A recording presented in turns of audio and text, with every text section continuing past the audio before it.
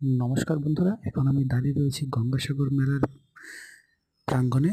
এই যে বন্ধুরা তোমরা দেখতে পাচ্ছ, এই যে হোগলা পাতা দিয়ে যে কোয়ার্টারগুলো তৈরি করা হয়েছে, এইগুলো আসলে পুলিশদের থাকার জন্য একটা সুন্দর ব্যবস্থা, যেগুলো আমাদের রাজ্য সরকার ও গঙ্গা মেলার কমিটির যৌথ উদ্যোগে এই জায়গাগুলো ট্রেনগুলোর ব্যবস্থা করা হয়েছে। এই জায়গাটাতে মূলত আমাদের পুলিশ ফোর্স এখানে থাকবে।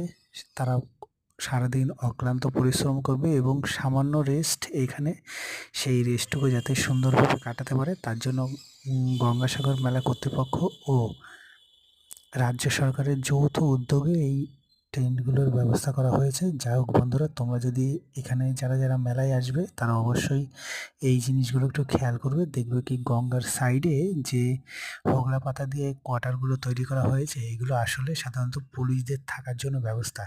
যাই হোক বন্ধুরা, আসলে তোমাদের খুব ভালো লাগবে। গঙ্গাসাগর